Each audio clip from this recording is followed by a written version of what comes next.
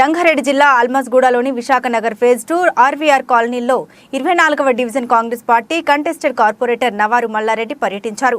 అస్తవ్యస్తంగా ఉన్న రోడ్లు, డ్రైనేజీని చూసి అవాక్కయ్యారు. కాలనీ వాసులు రోజు నానా ఇబ్బందులు పడుతున్న బీఆర్ఎస్ పార్టీ నాయకులకు, కార్పొరేటర్లకు కనిపించడం లేదా అని ఫైర్ అయ్యారు.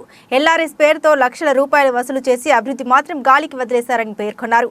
యుద్ధ ప్రాతిపదికన అస్తవ్యస్తంగా ఉన్న రోడ్లు, అంతర్గత డ్రైనేజీ, వీధి దీపాలను ఏర్పాట్లు చేయాలని డిమాండ్ చేశారు. విశాఖ నగర్ ఫేజ్ 2 పార్కు స్థలం కబ్జా అవుతున్న అధికారులు నిమ్మకు నీరెత్తడంపై మండిపడ్డారు. వెంటనే పార్కు స్థలానికి ఫెన్సింగ్ వేసి కబ్జా కోర్ల నుండి విముక్తి కల్పించాలని డిమాండ్ చేశారు. ఈరోజు అల్మస్గూడ గ్రామ పరిధి బనపేట మున్సిపల్ కార్పొరేషన్ పరిధిలోని 24 డివిజన్లో ముఖ్యంగా నేను నాతో పాటు కాలనీవాసులతో సమస్యలు తెలుసుకోవడానికి విశాఖ నగర్ అదేవిధంగా ఆర్వీఆర్ నగర్ కాలనీలో పర్యటించడం జరిగింది. ఇక్కడ చూస్తే మొత్తానికి కనీస వసతులు లేక తీవ్రంగా ఇబ్బందులు పడుతున్నామని చెప్పి కాలనీ వాసులు వాపోతున్నారు. ముఖ్యంగా అండర్ గ్రౌండ్ డ్రైనేజ్ మొత్తం లేదు, రోడ్లు లేవు, రాకపోకలు సాగించిన కనీసం రోడ్లు లేక తీవ్రంగా ఇబ్బంది పడుతున్నారు. అదేవిధంగా వీధి లైట్లు లేవు, కరెంట్ సరిగ్గా లేవు, వీధి దీపాలు లేవు.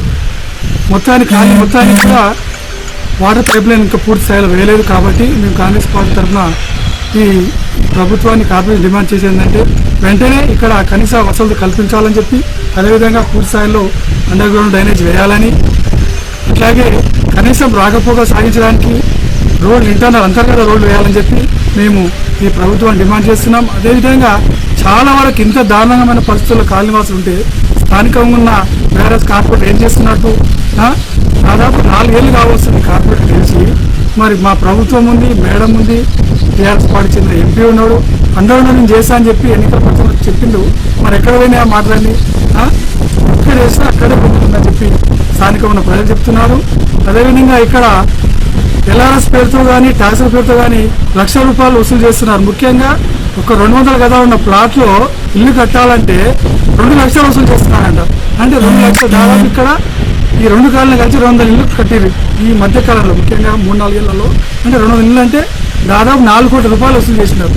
4 కోట్లు సంవత్సరం వారీగా వసూలు చేస్తున్న ట్యాక్సులు, ఇంకో స్టాంపు డ్యూటీ రూపంలో వస్తున్న ఇన్సూరెన్స్ ఛార్జీలు అంటే 1 కోట్ల రూపాయలు వసూలు చేస్తున్నారు.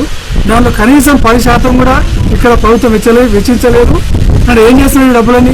అంటే ఇక్కడ స్థానికంగా ఉన్న కార్పొరేట్ ఏం చేయాలి? ఇక్కడ స్థానికంగా ఉన్న సమస్యలు లేవదీసి మున్సిపల్ కౌన్సిల్ మీటింగ్లో కోట్లాది నిధులు తేవాల్సిన బాధ్యత స్థానికంగా కార్పొరేటర్ ఉంది. అంటే ఏం చేస్తున్నట్టు? మరి ఇప్పటికైనా మేల్కొనాలి. ఈ కార్పొరేటర్ ఈ ప్రభుత్వం డిమాండ్ చేసేది అంతర్గత రోడ్డు వేయాలి, పూర్తి స్థాయిలో డ్రైనేజ్ చేయాలని చెప్పి నేను కాంగ్రెస్ పార్టీని డిమాండ్ చేస్తున్నాను. ఈ వీడియో మీకు నచ్చితే లైక్ చేయండి, షేర్ చేయండి, మా ఛానల్ ని సబ్స్క్రైబ్ చేయండి.